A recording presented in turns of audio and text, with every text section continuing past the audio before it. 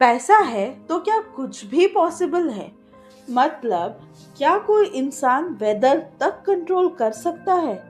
Social media पर काफी time से ये एक क्लेम वायरल हो रहा है कि मार्च जैसे महीने में बारिश होना, ओले गिरना, ये सब नेचुरल नहीं है और इसके पीछे है बिल गेट्स।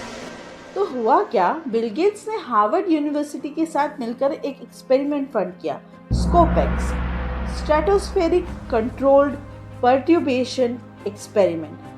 2008 से इस प्रोजेक्ट को फंडिंग की गई और इसका गोल है अर्थ के टेम्परेचर को कंट्रोल करना और ग्लोबल वार्मिंग को रिड्यूस करना। इस कॉन्सेप्ट को कहा जाता है सोलार जियो इंजीनियरिंग या सोलार रेडिएशन मैनेजमेंट। अगर सिंपल टर्म्स में बात की जाए तो सनलाइट को अर्थ तक पहुंचने से पहले ही रिफ्लेक्ट कर दिया जाए ताकि टेम्परेचर कम हो सके।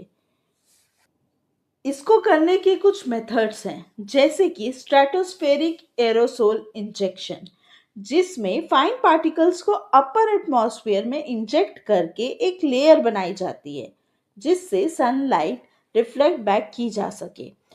यही करने के एलिगेशंस बिल गेट्स पे भी लगे हैं। दूसरा तरीका है मरीन क्लाउड ब्राइटनिंग।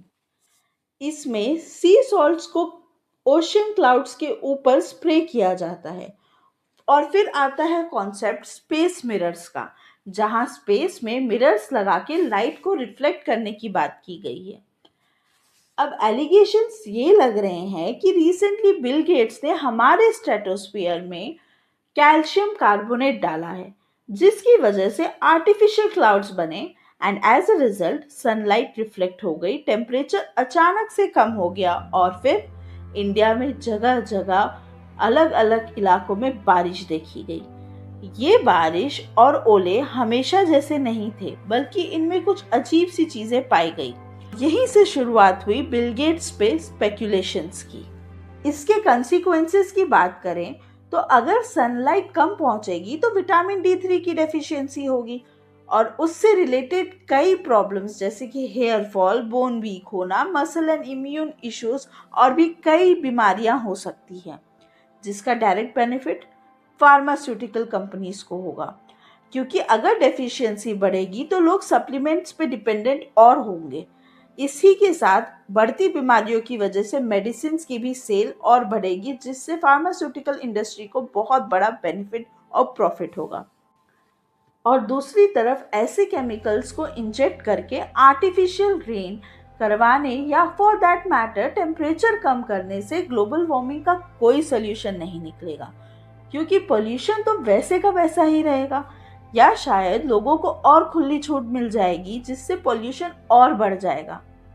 और मान लो किसी दिन अचानक से ये पूरा सिस्टम बंद करना पड़े तो टेम्परेचर में सडन स्पाइक भी देखी जा सकती है, जिसकी वजह से अलग प्रॉब्लम्स क्रिएट होंगी। इसके अलावा एक केमिकली आर्टिफिशियल लेयर क्रिएट करने से हेवी मेटल्स एटमॉस्फेयर में ही सर्कुलेट होते रहेंगे और साथ ही सर्कुलेट होंगे ये केमिकल्स जो कि इंजेक्ट किए गए हैं, जिससे ना जाने कितने रेस्पिरेटरी इश्यूज तो होंगे ही, और साथ ही ये सब आर्टिफिशियल रेन के फॉर्म में वापस अर्थ पे ही गिरेंगे। तो मॉनसून साइकिल तो डिस्टर्ब होगा, इसके अलावा क्रॉपिंग पैटर्न में भी डिस्ट्रप्शन आएगा और साथ ही क्रॉप फील्ड्स भी डिस्ट्रॉय हो जाएंगे। कुछ एलिगेशंस को अगर देखा जाए तो ये भी कहा जा रहा है कि अगर क्रॉपिंग पैटर्न डिस्टर्ब होगा तो इसमें अमेरिका का बहुत बड़ा बेनिफिट होगा, क्योंकि क्रॉप्स डिस्ट्रॉय हो जाएंगे तो अमेरिका जेनेटिकली मॉडिफाइड क्रॉप्स यानी कि जीएम क्रॉप्स इजीली भारत में सर्कुलेट कर पाएगा और इससे जीएम क्रॉप्स की एंट्री हमारे देश में बहुत आसान हो जाएगी। अब क्योंकि आर्टिफिशियल रेन हो रहा है तो यही केमिकल्स हमारे बॉडी में खाने और पानी के जरिए भी घुसेंगे और इससे लॉन्ग टर्म में हेल्थ इश्यूज क्या क्या होंगे उसका तो बस अंदाज़ा ही लगाया जा सकता है। तो सवाल सिर्फ इतना नहीं है कि क्या ये सब जो हो रहा है वो हो भी रहा है कि, या अगर हो भी रहा है तो क्या इसके पीछे बिल गेट्स हैं, बल्कि असली सवाल ये भी है कि कंट्रोल किसके पास है। सरकार इन्हें ये सब करने की परमिशन दे भी कैसे सकती है। और क्या हमारी वैल्यू एक लैब रैट के बराबर है कि जो चाहे वो आके हम पे कुछ भी एक्सपेरिमेंट करके जा सकता है? रिसेंटली यूके गवर्नमेंट भी इसका एक मेजर फंडर रहा है, जहां advanced research and invention agency के 21 प्रोजेक्ट्स में से एक प्रोजेक्ट ये भी है।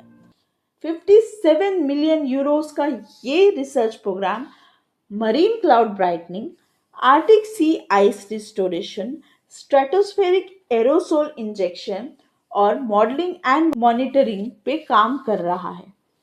चलो मान लिया कि इंडिया में जो हुआ वो ग्लोबल वार्मिंग की वजह से हुआ या पोल्यूशन की वजह से हुआ, बिल गेट्स ने नहीं करवाया, मगर ये नज़रअंदाज नहीं किया जा सकता कि ऐसे प्रोजेक्ट एग्जिस्ट करते हैं।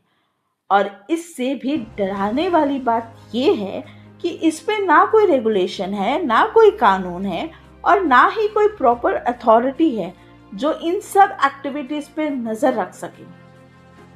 एप्स्टीन फाइल्स के बाहर आने के बाद ये बात और भी कंफर्म हो जाती है कि कैसे हम और आप सिर्फ स्पेकुलेशन ही करते रह गए और हमें पता भी नहीं चला कि हम कब इन बिलियनियर्स, मिलियनियर्स, पॉलिटिशियंस के हाथों के सिर्फ कठपुतली बन के रह गए।